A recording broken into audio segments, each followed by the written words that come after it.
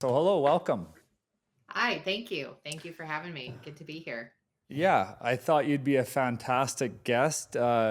We live in a busy world, and I don't think people realize how caught up their minds are in their day to day life. Um, Right. Everybody faces burnout, and they don't realize it. Everybody's in a fast paced world with tons of gizmos and phones and everything distracting them. I myself do notice, at the end of days, just how mentally exhausted I can be versus, I just got back from a hunting trip and I was off my phone and I just felt better. Yep. There's got to be something to that. So if you don't mind, maybe just you got quite a history that led you to where you are today. I don't know all the details on it, but it sounds very interesting. If you just don't mind going through what it is you do, what and how your life, I guess, changed, moving you in the direction of just dealing with your nervous system and nervous system health.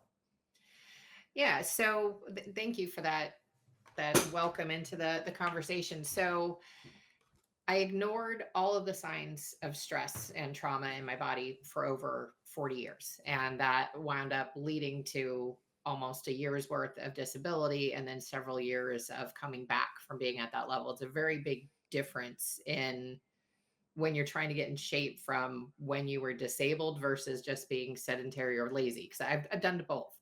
Mm-hmm. Um, but part of what tweaked my nervous system started in early childhood. And I had endured a trauma from someone outside the family, repressed that for a good amount of time. But it was really more the things that I was actually consciously doing, or more accurately, it was the subconscious patterns that were underneath it. So, somewhere around childhood, I started to have this need, this big drive. And that drive led to a lot of success in my corporate career. But I didn't have boundaries. I didn't know anything about the nervous system other than, it's your brain, it's your nerves. Like I didn't know that there was any way to actually work with it at all. And when you find yourself disabled in your early 40s after you've been jumping out of airplanes, traveling around the world, doing all these things without any physical limits, it gets your attention.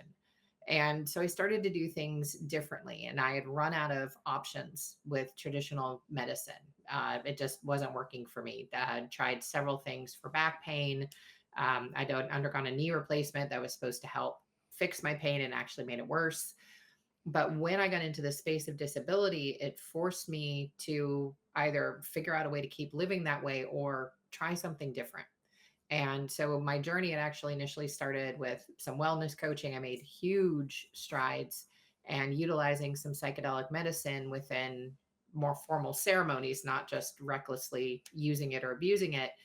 And that started to help me get my life back. But it wasn't until I got introduced to Cognomovement in 2020 that I really started to move forward in leaps and bounds. And I was able to cancel a neurosurgery consult that had been scheduled for my lower back to try to resolve the pain because nothing had been able to. It helped alleviate a lot of the pain that I was still feeling in my body.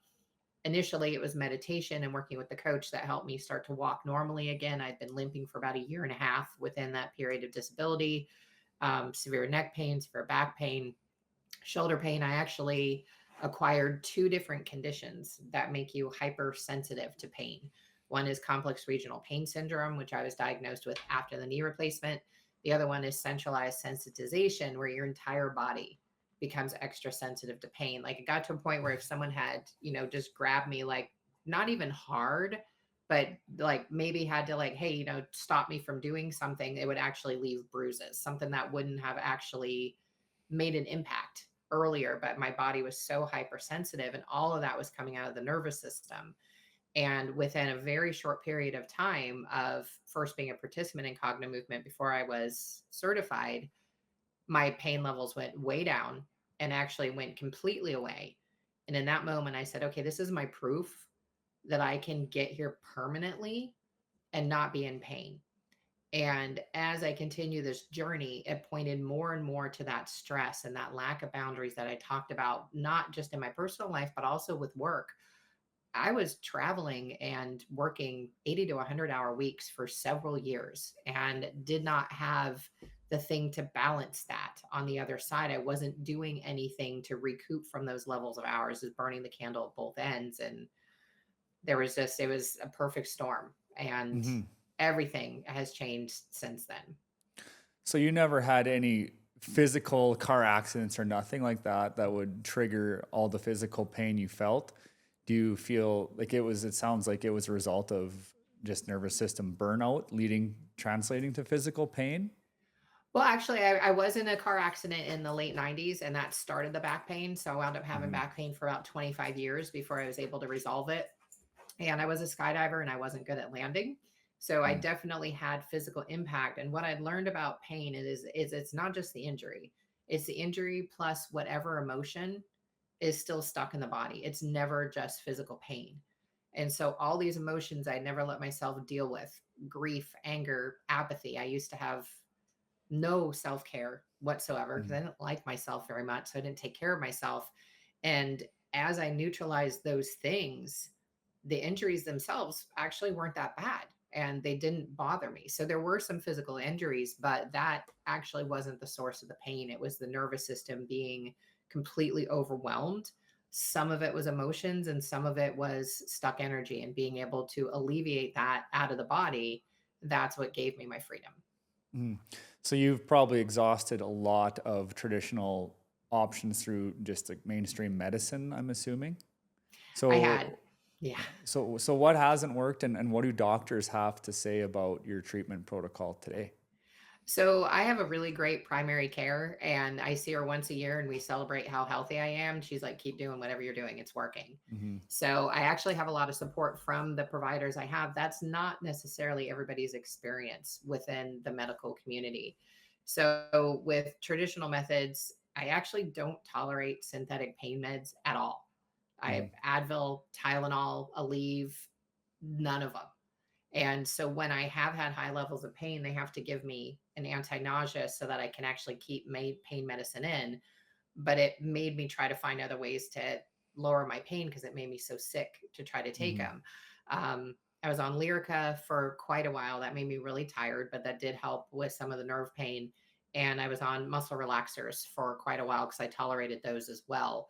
But within a year of starting Cognomovement, I was off of all of those prescriptions. Plus, I'd been able to leave my corporate career after 24 years and go full time into what I'm doing now. But what else did I try?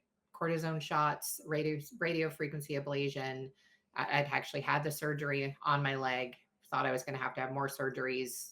I was actually told I was going to need 3 surgeries. I didn't have to have to resolve all the pain in my body. And part of what we're doing is we're activating the body's innate ability to heal. When the body has enough energy, it knows what to do. It's a similar concept that we see in red light therapy. Like the red light gets down at the mitochondrial level, boosts the energy of the body, and the body knows what to do when it has that energy.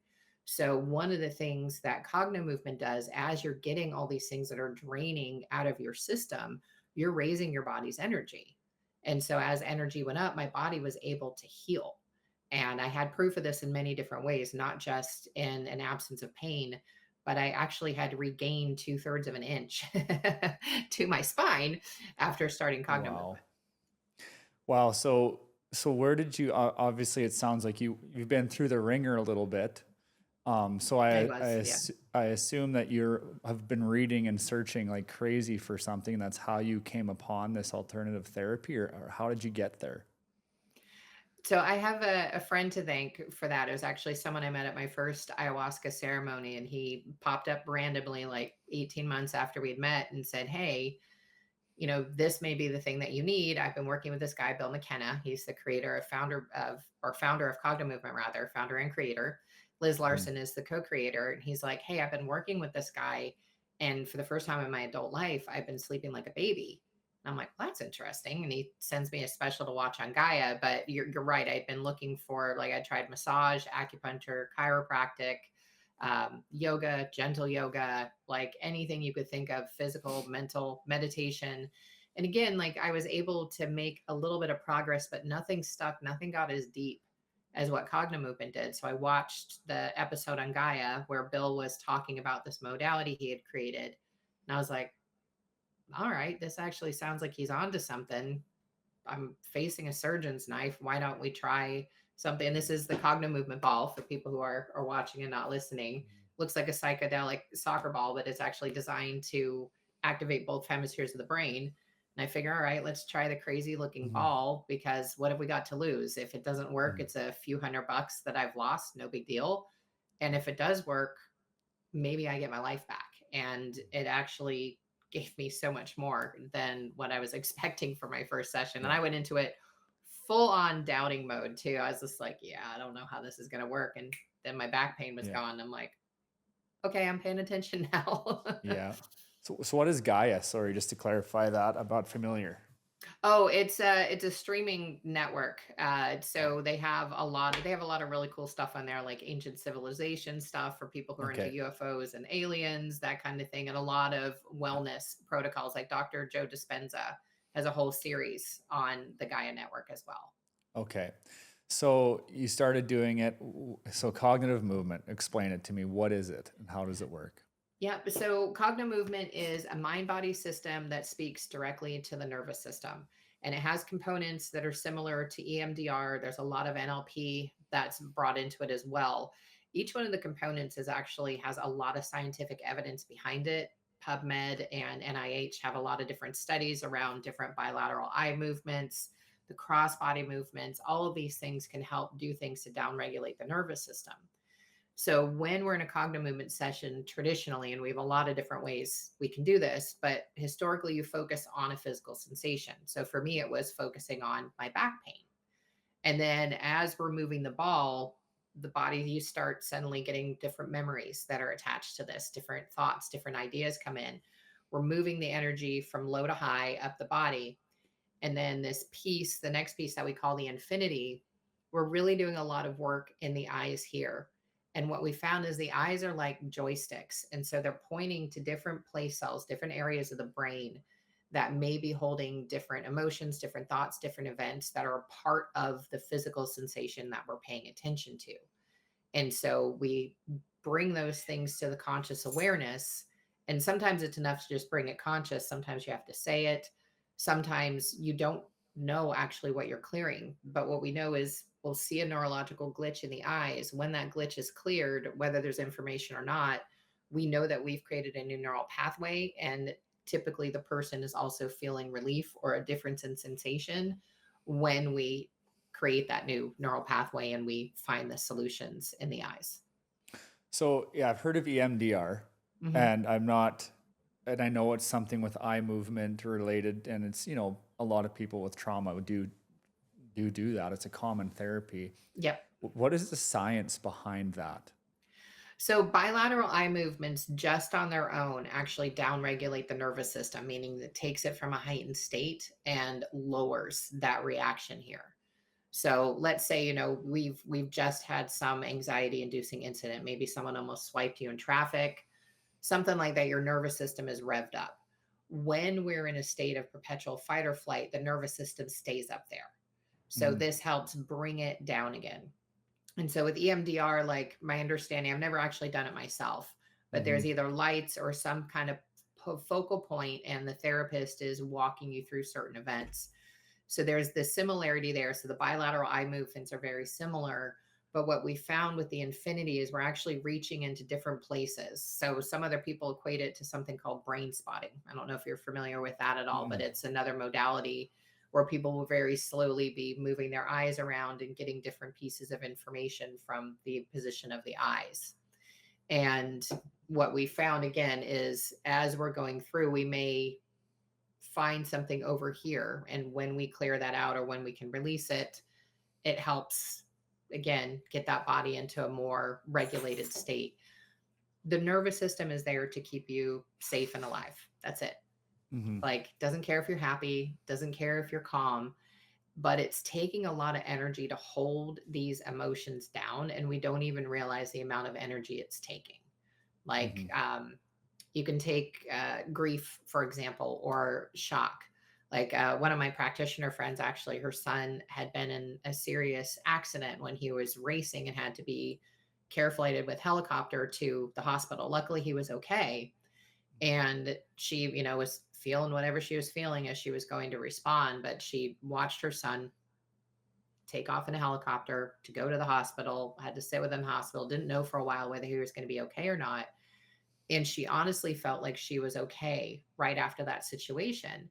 But then someone finally insisted, like, look, you need to get this out of your nervous system. And as she did, she realized she had been holding in all of that fear, all of that terror, all of that grief of, what happens if my son isn't the same again? Like all those emotions that a parent would feel, she had been holding in there, and she released them, and she was noticeably more relaxed after that. But as human beings, we are so resilient and so adaptable that unless we have this level of awareness and we understand what's happening in the brain, what's happening in the body when we have traumatic incidents, and not only that, it's also understanding how the nervous system tracks trauma.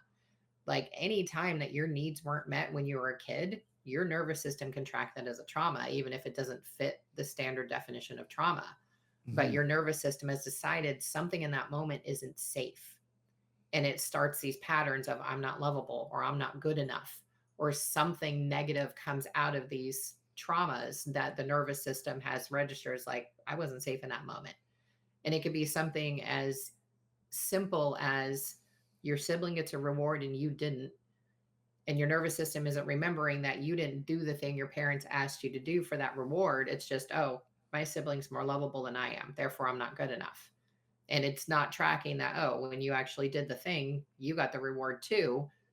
It's not remembering that. It's in that moment in time that it locked into and is like, I wasn't safe in that moment. This is what it means. And then we continue that pattern running beneath the surface until we bring context and awareness to it. It does seem like people focus on the negative incident rather than all the positives. Like with children, you can reinforce them and tell them they're great 100 times. They have the one bad experience, and that will overshadow and has a lot of power over people's mental health. I'm just curious, are there traditional ways or things that you see in children as they grow up that is kind of like a pattern as a result of this? You typically see kids do this, or is that even trackable or noticeable in kids growing up today? There definitely are some patterns that we see. One of the ones that tends to come into high performers, which is how I identified and how a lot of my clients identify, is a lot of times that high performance comes out of not feeling seen and heard as kids. And Mhm. we can have the most loving parents. Like I have wonderful parents, but I didn't feel seen and heard as a kid because parents are still flawed. They still need their moments alone. And again, when we're actually born with that negativity bias as humans, that's why it's so much easier to pay attention to the negative than the positive. Mhm. But a lot of high performers are trying to be seen and heard.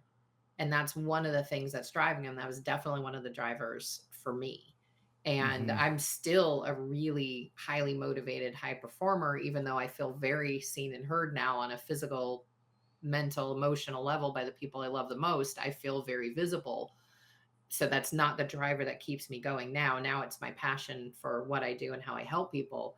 But that's a big pattern that I've seen repeatedly. And Mhm. another one that leads people into burnout and overachieving is feeling like you're not good enough or having some flavor of imposter syndrome of like, who am I to be doing this? And again, a lot of that times that comes out of not having our needs met as a kid or having some sort of traumatic incident as a kid that stays in the nervous system and continues to run things into adult life. So definitely could be a lot more subtle causes than people may not realize. I mean, in your case, there's trauma, there's physical trauma, and years of that. But someone who has had, by quote unquote, a normal childhood, how do they recognize it in themselves that they may be carrying this? Because day to day, I think it's hard for people to pick up on that they're carrying this. So how do people recognize it? So, one of the indicators can be that you're anxious without a lot of reasons. Like it's not just that anxiety is prevalent. There's a reason that anxiety is prevalent. One of them, like you had mentioned about the sample of, when you go hunting, you're feeling really refreshed. You've left your device at home. You're having tons of energy at the end of the day, where you probably expelled a whole lot of energy during that hunting trip. But it's a different type of energy. It's one that's actually energizing you, giving you Mm-hmm. more energy to do it. Like, yes, you're going to need to rest, but it doesn't tend to wear us out.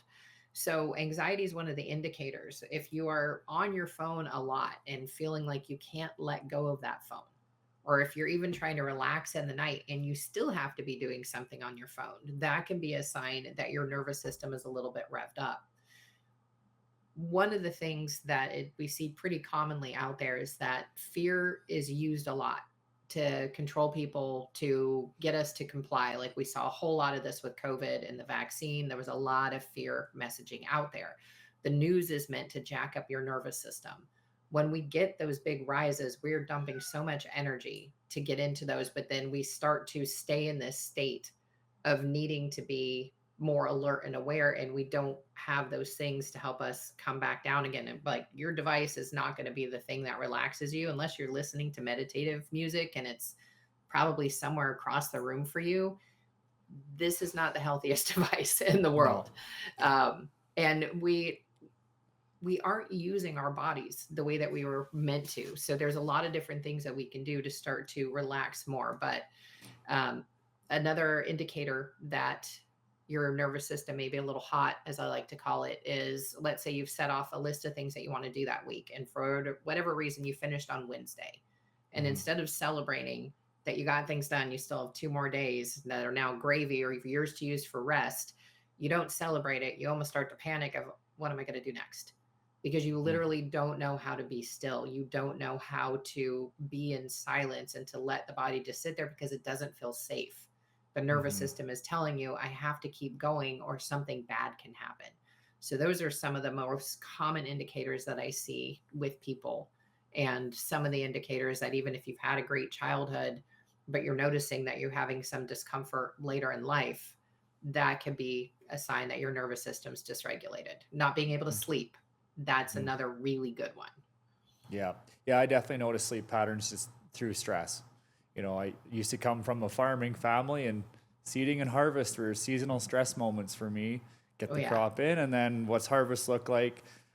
Definitely seasonal stress. Like I've felt that, and it just burns up sleep like crazy. Hmm. Um, so, like you felt physical pain. Can it manifest in other symptoms? Like, can you develop physical pain from neurological stress or neurological disorders? Absolutely. So there's a book called The Body Keeps a Score by Bessel van der Kolk, and he does a fantastic job of really explaining the science at a much higher level than what I'm capable of doing. But again, it's pain is injury plus energy plus emotion. And so it can get stuck in different parts of the body. And there's a lot of holistic practitioners out there that have been able to associate different emotions with different body parts. For instance, and I can give you a great example with this as well, grief can also often be in the lungs. And did a 2.5 mile loop with my dog last year and noticed that my lungs were feeling really constricted. I used to have exercise induced asthma. I haven't needed my inhaler in a long time, since I was training for the half marathon, actually. And that was only because I was overtraining, which I now understand. But when I'm listening to my body, I actually don't get any asthma attacks anymore, whereas that was something that was supposed to be around forever. And I did a session around grief, Cognomovement session, and then a week later, I did that same loop and I took 6 minutes off the time and my lungs didn't hurt. And that Hmm. was just one Cognomovement session. So Wow. that's one example of how emotions can get into the body. So it's not just the physical symptoms, it's plus there's a lot of science out there about when those cortisol levels are staying high, it starts to fatigue the adrenals. It takes a toll on some of the organs. So that can start to lead to various different disorders and diseases. And I'm not medical, so I can't make any Yeah. diagnoses. One of the patterns that people are starting to see out there, and again, this goes back to grief, is when someone suffers a severe loss, 2 to 3 years later, they're diagnosed with breast cancer or colon cancer. And there doesn't tend to be a correlation between, oh, that's from grief I felt a couple years ago that I didn't process. Like, literally, no one's going to make that association with that diagnosis. But we have seen that in multiple cases where, and they've started to see more science around it too. And people are starting to track, like, when people are diagnosed with breast cancer or colon cancer, like, have you had a major loss in recent years? Yes or no? And there's a big correlation there.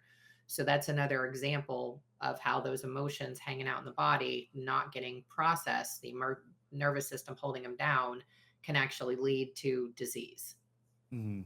Yeah, I think everything that our body produces has some use, but I think in our current life, cortisol is probably the least needed one now. I mean, we don't need to get angry to defend the house, you know, or defend Right. whatever.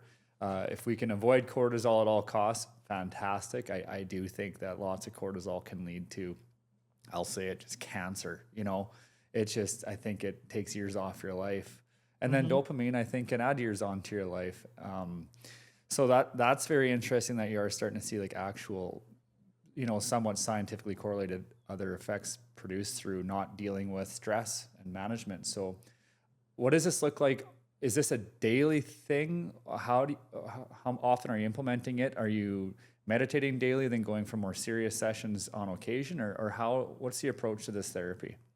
So it looks different for everybody. So as far as what I do, I actually do my miracle mornings every morning. That's something by Hal Elrod. I've been doing it for more than 650 days in a row now. And so I do meditate that morning. And I've always been someone that likes to mix different modalities. So I'm very active with my body. I like to get that stillness time because that was something that was a struggle for me for a long time. um, I like using my body because I had years where I couldn't. So I'm still not over the gratitude of being able to. And then with Cognomovement, a lot of times I will do what we call little mini sessions, just 3 to 5 minutes a day of just doing the crossbody work or doing some eye movements or even working with peripheral vision. We've actually been able to help people move in leaps and bounds utilizing different peripheral vision exercises as well. And then I usually do a full Cognomovement session every week. With my clients, what I see for the most part and what's been the most successful is most people will come in to do a 4 pack of sessions. And depending on what their budget is or what their time is, a lot of times they'll do one every week for 4 weeks, and the transition that happens in that period of time is absolutely phenomenal because we're stacking those sessions on top of each other. Each session is changing your nervous system and recalibrating it for the next 6 weeks. So we Mm-hmm. actually get to go deeper in there, stacking those sessions on top of each other. And a lot of times after that, people have gotten to the place that they want to be.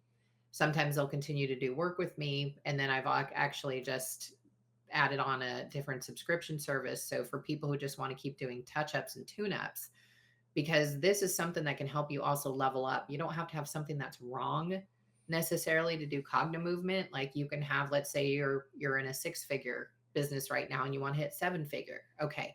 What do you need to do to get here? What are some of the things that are at risk? What are some of the things that may be blocking you from getting your revenue up to 7 figure from 6 figure? And then that can be the focus of the session. And ironically, or not ironically, but what a lot of people don't realize is we're already feeling so many of these things in our body. Like when we start to get excited about, oh my God, I could have a 7 figure business. Like you may not realize, like even me saying that, I can feel like something around my belly button, like starting to get Yeah. excited in there.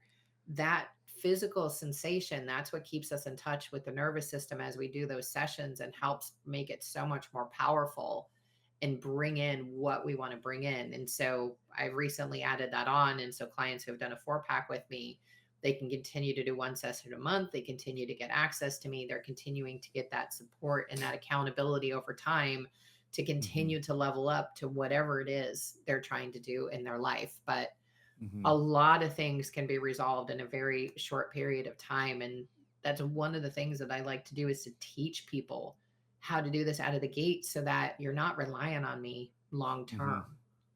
Yeah, that was going to be my next question is on the basic end of it, people will walk out of there with the basic tools to do, you know, a daily reset and a daily focus to bring their stress or stressors down, I guess, their nervous system down. They'll Yep. walk away with those tools. So, do you have kids by chance? No, I've No. got pets. So I've got Yeah. my little fur Yeah. babies. Yeah, we have 2 daughters. They're very young.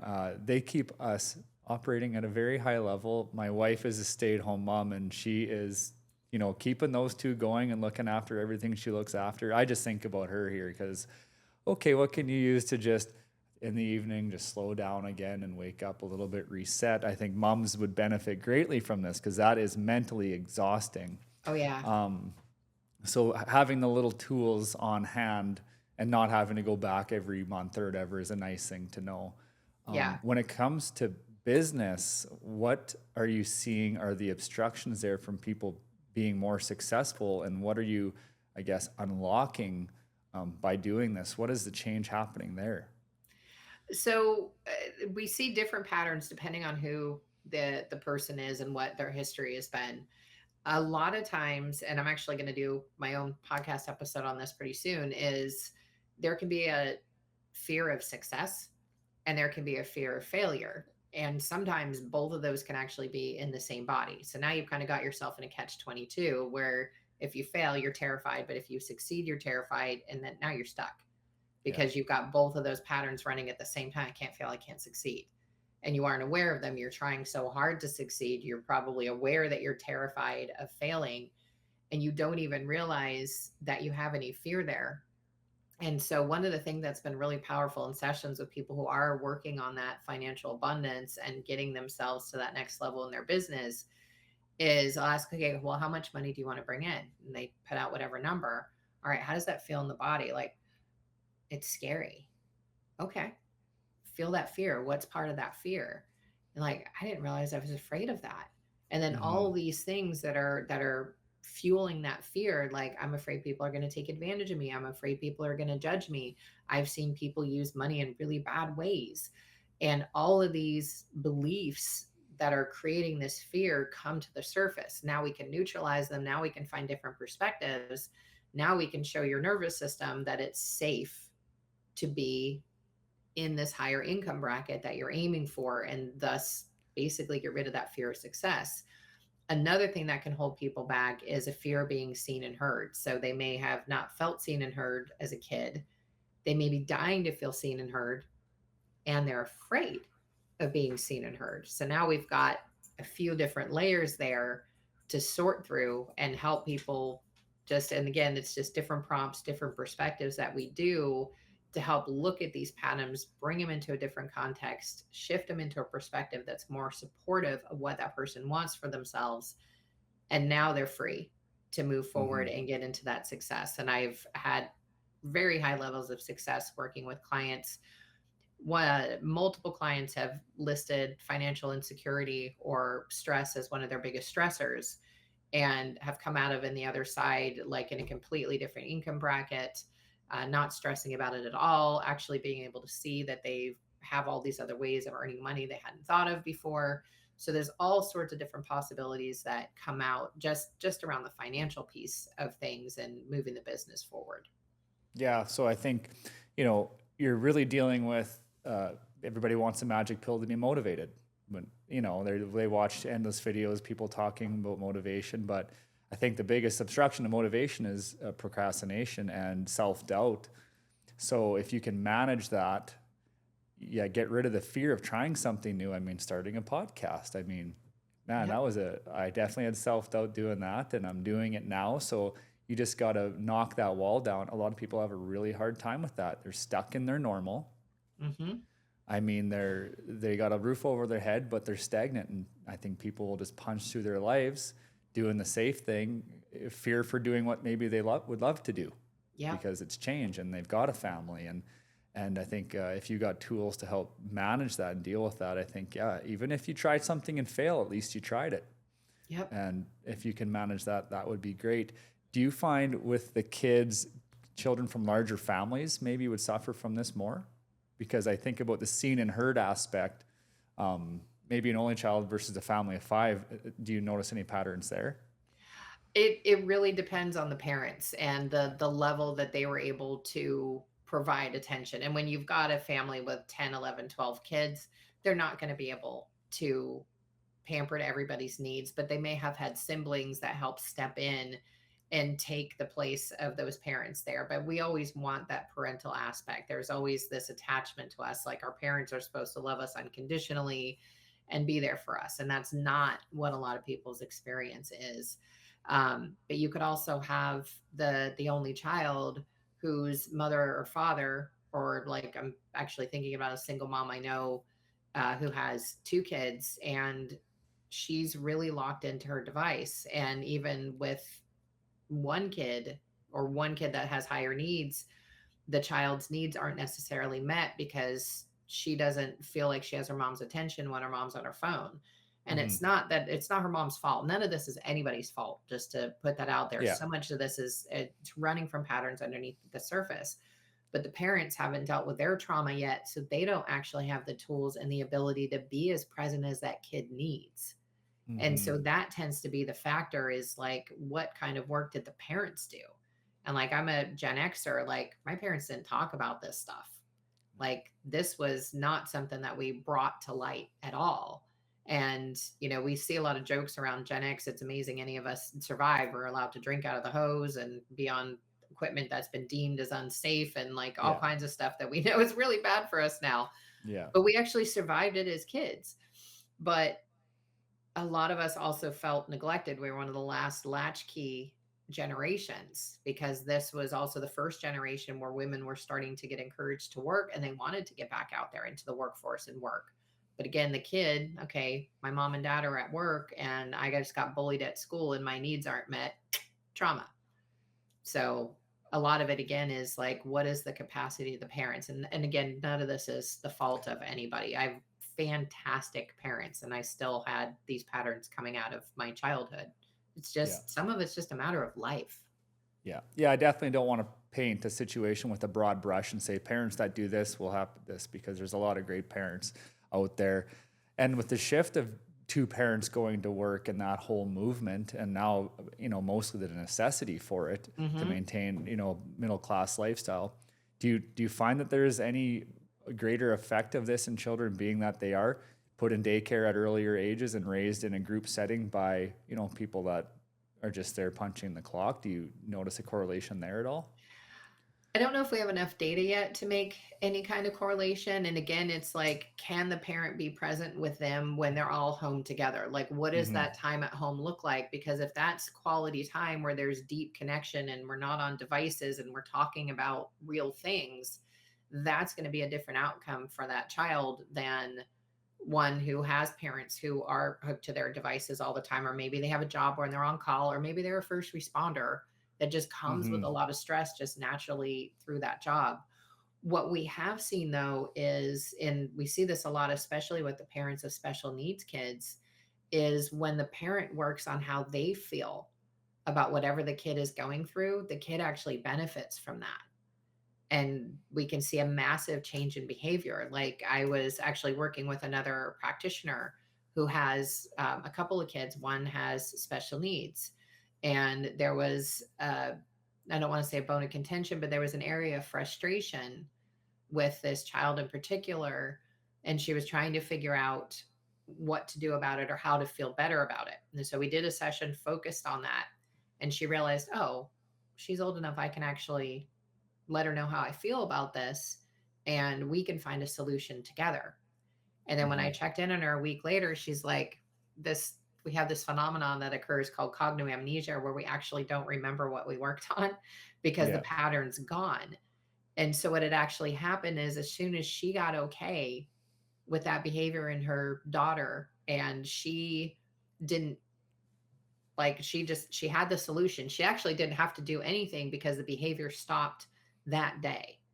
So Yeah. just her realizing, oh, there's a solution for this and I can include her, the thing that was frustrating her just stopped, Yeah. without any conversation, without any discussion whatsoever. It's, we're all bouncing off of each other energetically. Like Liz Larson calls it neurological soup. When we're in a family and we're sharing a home, like you and your wife and your kids, you're all in each other's Mhm. neurological soup every day. Yeah. And so you may be feeling something from your kids, from your wife, it may not be yours. But Hmm. when you actually go through how you feel about it, your wife and your kids are going to benefit from you getting that relief for yourself. So it's kind of cool that we're Yeah. connected like that as well. And we can solve different issues from different angles. And we see this a lot in couples too, where one person works on, they may be working on something completely different. Like Liz and Bill had done a weight loss class years ago, and several of the women who were married in there, they're like, we should call this, your spouse gets nicer class. There's like all of them are reporting that their spouses were suddenly so much more supportive. How is that coming out of a weight loss? It's because Yeah. that person is dealing with those subconscious patterns that were a part of their weight. And oh, since we're one person, these patterns were also influencing my marriage, which my spouse was picking up on, which was making us be in this dynamic. That pattern's gone away. Now there's room for another dynamic to be there. And it's no conscious thought of anybody. It just shifts because the pattern's gone. Yeah. Something we all probably do more than we like to think, projecting. You know, Yeah, yeah. I mean, we all can recognize that a bit in ourselves. Nobody's perfect. Do you do this in conjunction with other types of therapies? Do you partner with therapists, or you mentioned psychedelic therapy? Are you doing that in conjunction at all? Have you seen benefits there? So I haven't done psychedelics myself for several years. So I don't partner with any therapists, but I do have clients that also go to therapy and do Cognomovement. And sometimes the client wants us to connect so that we can have a conversation as well. So from the talk therapy perspective and from the Cognomovement perspective, we're both coming at it in different ways. So it's absolutely a great addition to therapy, but it doesn't have to be connected to that as well. What I have noticed, and there's a couple other practitioners I know, and people have done Cognomovement who also do psychedelic medicine ceremonies from time to time. And what we've all noticed is it's actually easier to connect to the medicine. You're able to connect deeper and get more out of those ceremonies than you were without doing Cognomovement. So and I think part of that is because it's helping to alleviate some of those heavier emotions and a lot of the fear that can come up of going into a ceremony like that. And we don't know what's going to come up. And if you Google Hmm. ayahuasca, like you'll see all sorts of nightmares that people have had out there. That's never been my experience. I've had some really intense ceremonies and I have had that plant kick my ass and Yeah. I needed it. They Yeah. haven't been pleasant, but I've never been traumatized by it. But I've also go to trusted place. You want to make sure that you've got proper vetting, proper coaching, and that you are someone who is okay to do psychedelics. There are some medical conditions that preclude it. Hmm. So it's good to use before a ceremony to help prepare, and it's good to use after a ceremony to help with integration. One of the Hmm. beautiful things about Cognomovement, we're activating all three learning centers: auditory, visual, kinesthetic. And if you look just at learning stats, not specific to Cognomovement, but when we combine all three of those, our retention goes into the 80th percentile versus just auditory, just visual, or just kinesthetic, it's below 20%. So you get exponentially more retention when you see it, hear it, and do it at the same Hmm. time. And so, what that looks like in the Cognomovement world is the body will automatically assimilate itself under the new neural pathway. And so, integration is more automatic versus like if you look at affirmations or trying to consciously get into a habit, there's a lot of conscious thought that goes in until it becomes a habit. Like taking my miracle mornings, for instance, like until I'd gotten in the habit of doing them, it wasn't something that was automatic for me to do. Now it's part of my morning routine and I feel lost if I don't do it. But I've also had Yeah. 650 plus days in a row of doing it. It's pretty cemented at this point. But when we can have that integration just happen without conscious thought, it's so much easier to just shift into these new patterns. And Hmm. one of the challenges for me as a practitioner is sometimes people don't realize how much things have changed because that pattern has shifted and they don't remember what the baseline was that they Yeah. had even began with. So I have ways to capture that to help really measure people's progress as we work together. Yeah. Explain creating a new neural pathway. You know, to me, that just sounds like, okay, how do we do that? But I've heard of it before. What's happening there in the brain and what's the purpose of it? So neuroplasticity is a newer area of science. I'm not sure how long it's been around, but it's still fairly new. We used to think that we were stuck in whatever way that we were going to be. And once people understood that the brain kept changing. And so neuroplasticity in a nutshell is just your brain's ability to change and adapt to different stimuli over time. And so we utilize neuroplasticity in this. So creating a new neural pathway is as easy as like it can be as small as, okay, I've got a glitch in my eyes here. Okay, now it's smoothed out. Or it can be, let's say we're looking at fear, we're looking at grief, and being able to find some gratitude in there. Like, for instance, someone's been in a car accident and they're angry because it's physically changed them for the rest of their life. But then they realize that had that accident happened 10 minutes before, their child would have been impacted. And now they Mm. have gratitude for that incident. And that gratitude can become a new neural pathway. Now we've lit up a different part of the brain with gratitude. Okay, that's going to diffuse the fear. You can't have gratitude and fear really active in the same body at the same time. Tony Robbins talks about this a lot. And so it can actually dispel that fear and that anger a little bit more because, oh, wow, this really could have been worse. Like, yeah, could have been better, could have never happened. Hmm. That wasn't the choice. And thank God my kid wasn't also hurt. And Hmm. now you've got a completely different perspective on that. So it's actually easier. And we're making every time you learn something new, you can create a new synapse in your brain, which can become a new neural pathway. Yeah, especially helpful with people trying to deal with trauma, I guess, is looking at it is and trying to pull anything they possibly can positive out of it. I mean, if they're there to tell the story, there's one thing right there that people just need to focus on. I think, with the phones and the technology, I think you just think of teenage kids, high school, teenage girls, holy, do they have it rough. Yeah. Do you see patients like that coming in, or parents recognizing this could be helpful, and just kids dealing with getting through the adolescence?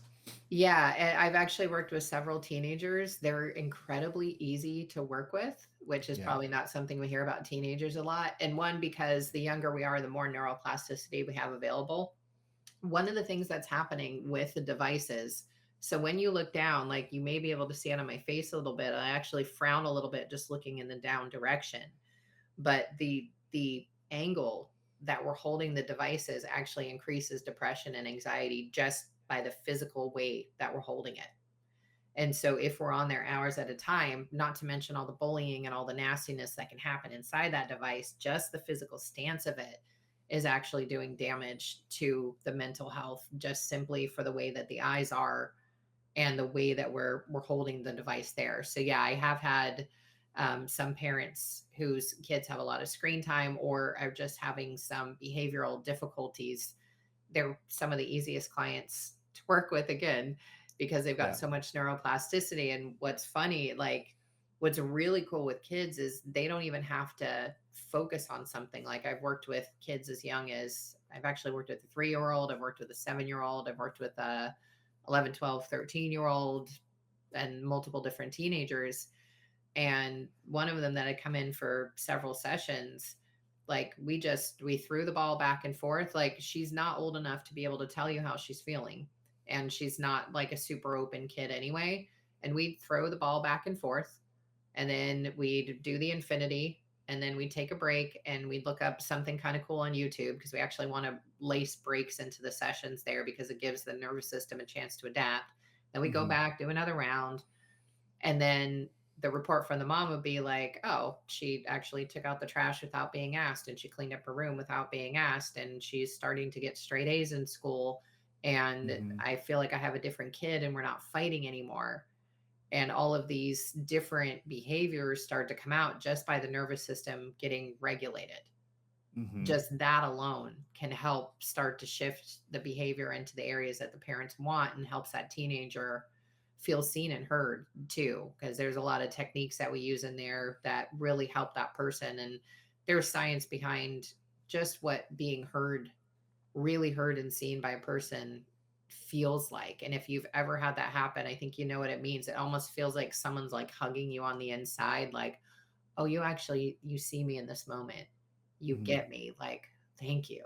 It feels Hmm. good. And so that's a big component of Cognomovement is we're so focused and watching the nervous system closely on the practitioner side. So that person in the room really feels seen and heard. And that alone can help change a lot, especially for teenagers who may feel really alienated from their peers and feel bullied or feel like they're on the outside. Yeah, especially being in a situation where it's constant competition. you work towards scholarships and getting good grades, and you're always talking with your peers. How did you do? What did you get on that test? Blah, blah, blah. Mhm. Who's the popular ones? Who's getting invited to the party and who's getting asked to hang out? I mean, it's just nonstop Yeah. barrage of competition. And that's not even something being talked about. We just go straight to bullying. Right. What about just the normal things that you face in school for, 18 years? I mean, it just adds up, and then you come out and now it's time for the real world. Now I have to pay bills or go to harder school. Like, man, oh man, we're hard on ourselves to the age of 25 or something, and then we have to face real life, and it doesn't get easier. It's no wonder we have rates of depression are sky high. uh, Anxiety, who doesn't? Everybody you hear has anxiety nowadays. Mhm. It's so common. um, I was going to ask you about the kids. Are they reluctant? Does reluctancy get in the way of this therapy if their parents make them try it? Um, Not really. There was one kid I had worked with who did not want to work with me at all. Hmm. His father had sadly committed suicide, and he gave me like nothing in that session. I could see where the emotions wanted to come up, Yeah. but like he told me nothing, didn't want to be doing it, was super reluctant. Like, mom's like, "You're doing this, I don't care." And I'm like, "All right." So we threw the ball back and forth. I worked Hmm. out the glitches that I saw in his eyes, and he suddenly wanted to be back on sports teams again. It had actually done a ton to get that out of his nervous system. That can also be an anomaly because a lot of times someone wants to gift another adult a session, and if that adult isn't really willing, there may be a nervous system block that I may not be able to get past. Like, there needs to be a level of willingness. You want to be ready to do this work, but I have had success with kids who were very reluctant to be there. Like, and what got him there was that he didn't have to talk to me. He didn't have to talk Hmm. about his feelings. He didn't even have to say a word to me. He just had to be willing to throw the ball back and forth with me, and then to watch the ball move in different angles, and that was all he had to do. So he agreed to do that, but he was highly reluctant. But then he felt so much better after that. So we were able to have success. Kind of a long answer to that question. Yeah. So you typically, it sounds like you find success in relatively short amount of times of having a session. It's a quick thing. People just must be wowed by this, I would assume. Why have I not heard of this? I mean, AMDR, or sorry, is it AMDR? The eye EMDR. therapy, EMDR. I've heard of that, but movement is just totally new to me. Is it being adopted more and more mainstream, or I is it think still it's pretty getting there. niche? Yeah. It's it's kind of both. So it utilizes, and we're seeing there's actually a book I'm about to start reading that's talking about how it basically goes into neuroplasticity and what's possible in the brain. And there's someone in there who actually had half of her brain removed and rewired it to compensate for the half that was removed. Like, how is Mhm. that even possible to lose Yeah. half of your brain and you're still fully functional?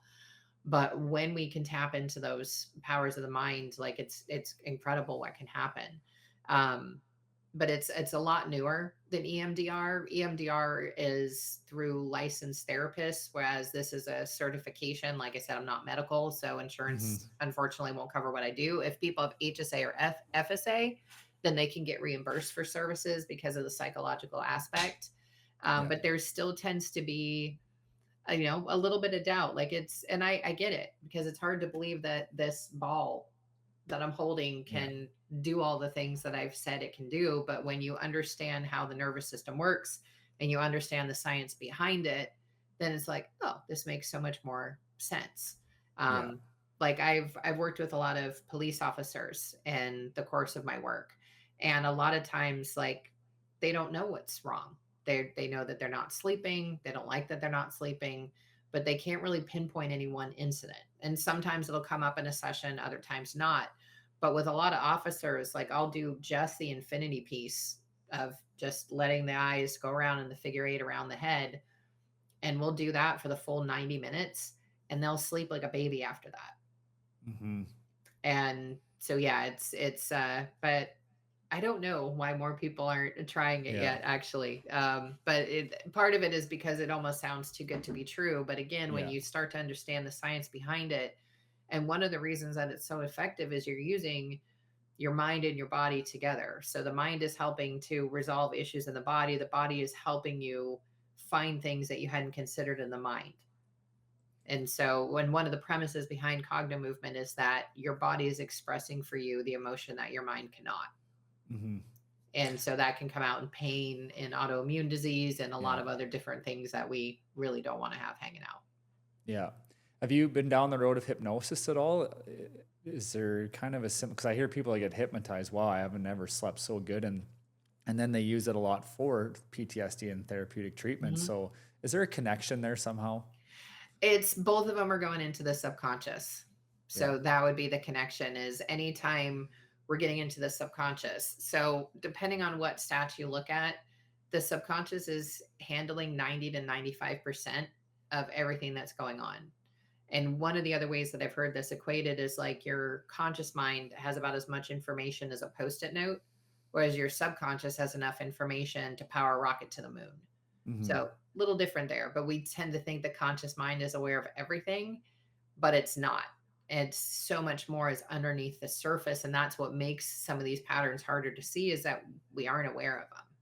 Hmm. And it's kind of understanding, okay, procrastination actually can come out of it can come out of overwhelm, it can come out of a fear of success, it can come out of a lot of different things. It can be really a symptom of something else that's going on, but you're Hmm. just looking as I'm just a procrastinator.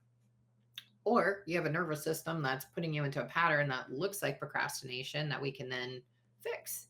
Yeah. Do you think diet at all plays into this? I think about my coffee habit in the morning and what that does to my nervous system. Do you see a correlations there and maybe should cut some things out or down to help with your daily just engine not being revved up so much? Yes. So diet absolutely plays a part. I recently like really dialed in diet and I've got my Aura ring that matched it that monitors my biometrics. And I've been just raring to go for the last like month since I really dialed some of those pieces in. And everybody's needs vary. But yeah, what you're putting into your diet, like if you have a lot of sugar and caffeine, you're going to be jacking up that nervous system, having big energetic dumps when you're burning off that sugar. So it absolutely is going to make an impact in there as well. And again, like as you're peeling back these layers that are making you tired, your overall energy is going to raise and you don't need as much caffeine. Like Hmm. when I first started Cognomovement, I was drinking about a half a pot of coffee a day. So I don't know how many cups that'd be, probably like 4 cup measures. Yeah. And I just recently added 4 ounces of coffee back. I've been having like a chai or matcha tea. And in winter, I tend to have less energy. And so I'm like, all right, I'm just going to give myself a little coffee. So it's a third of a serving of coffee. Yeah. And like that, raring to go. And the first day I had it, I was like, "Ooh, okay, that may have been too much." Yeah. But I used to need a half a pot of coffee, and I was falling asleep by 3 o'clock. And then I switched, and I just had tea for years. And I mean, tonight my schedule's going to go till 7:30, and I have Hmm. plenty of energy to get me through the rest of the day. And so today is going to be a little over a 12-hour day, and I've got Hmm. more than enough energy on a fraction of the caffeine that I used to run on. And all of that is a direct result of having the nervous system regulated, having diet, exercise, all of those pieces all dialed in, which again, like if we have reluctance to doing any of those, cognitive Hmm. movement's a great way to help be able to remove that reluctance so that you are in these wellness routines that you want, that you know you're going to support the goals that you have in your life to be the best parent you can, to be the best spouse, to be the best person that you can be. Because it's not just about our work, the people in our lives, they matter the most. And it gives us better tools to be able to connect more deeply with them as well. And all of those things help recharge our batteries so much more. Hmm. So caffeine and sugar, I mean, those are two low hanging fruit. Anything else in your life you've cut out that you found has made a difference? And do you do any supplementation to help your nervous system or anything, any vitamins or anything like that? Yeah, so I rotate through different supplements and I'm very in tune with my body after doing cognitive movement pretty consistently for the last 5 years. So one of my favorite, but because I'm a really high energy person, and so I do have a little bit of a struggle coming off of that high to get myself to calm down in the night. So I've got a good couple of hours that I spend in quiet space. So something else is blue light. We have Mm, all these blue light devices. That is what tells the brain to wake up. That's the same light as the sun. That's one of the reasons sleep is so disrupted, is now we've got all these different devices on all the time. So what I do as part of my nightly routine is I actually have red light bulbs in my kitchen and upstairs. And so I try to have just red light on after, like, say 7:30 at night. And I also take a GABA L-theanine supplement in the mm-hmm, evening as well, just to help the body start to downregulate. I take CBD every day. It's neuroprotective, neuroregenerative, and it's very good for the nervous system as well. And I take THC at a therapeutic level, which I don't even feel psychoactively. mm-hmm, So when you take it in a fully bioavailable mode, and it's totally legal here in Maine, mm-hmm. when you take that therapeutically, it actually can help the body get into homeostasis. And I also take a ashwagandha in the morning as well, and a probiotic for gut. But I used to take, gosh, I don't even remember. I used to take hundreds of dollars of supplements a month. And as my body Yeah, got healthier, I didn't need them as much. But my nervous system, because I had such a long stress pattern, the stress pattern's still been running for 3 times as long as, yeah, actually more than that, 4 times as long as I've been doing this work. And so it still helps my body a little bit to just, hey, let's relax the nervous system in a natural way. And GABA and L-theanine's fantastic for brain health, and GABA helps really calm the nervous system as well. So it helps me make that transition mm-hmm, into nighttime, and having a really solid sleep routine. Like, they say that you want to wake up and fall asleep within a 1 hour window, like going to sleep within a 1 hour window at night and waking up within a 1 hour window in the morning. And for the most part, I'm pretty consistent with that now, and have a pretty rhythmic sleep cycle. I don't even use an alarm anymore. I go to sleep around 9:30 or 10 and wake up between 6:30 and 7 in the morning, and I'm wide yeah. awake. And it sounds like you do incorporate some fitness into your life as well. I know that's a big help for me if I'm not lazy and can stay consistent with exercise. I do notice a Mhm. change, especially a good run. So you're pretty consistent in that regard of your life as well. Yeah, Yeah. absolutely. I don't know if you can see, I have a German Shepherd back there who Mm, requires some yeah. extra work to make sure her nervous system is regulated. Yeah. But those are some of the things that help. Like, that was why we didn't have as much anxiety way back in the day, or we just had anxiety when we were in a real fight or flight situation, is because we were using our bodies. We were out in nature.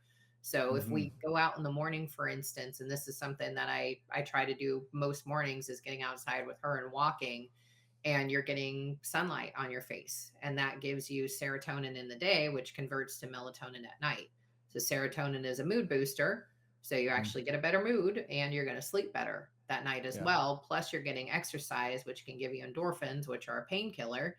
So, it can Yeah. help your body feel better throughout the day as well. So, yeah, the physical piece is really important. So, I encourage people, even if you're sedentary right now or you have some kind of disability, try to figure out some way that you can move your body around whatever physical limitations that you have, because the body is meant to move. So the more that we Mm-hmm. can move it, the more we're going to be helping the brain, the more we're actually going to be helping all the connective tissue, all the muscles in the body as well, and continuing to keep those primed. Like, we're one human. Mental and physical health goes hand in hand. You can't have really good physical health and have crappy mental health, and same way, you Mm-hmm. can't have really good mental health if you have crappy physical health. So you want to work on both of those at the same time.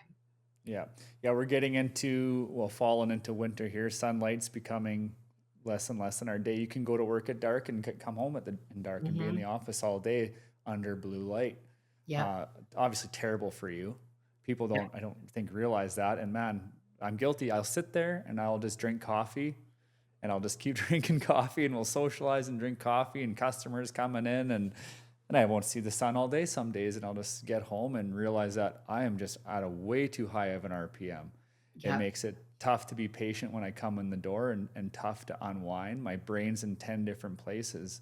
Hmm. That just feels terrible for me. Like I try to find ways to, okay, I'll try to meditate when I'm going to sleep or things like that. But that hardly touches it. I feel like it takes me a while to get to sleep. So the red light in the house is a really smart idea, I think, to cut down on that.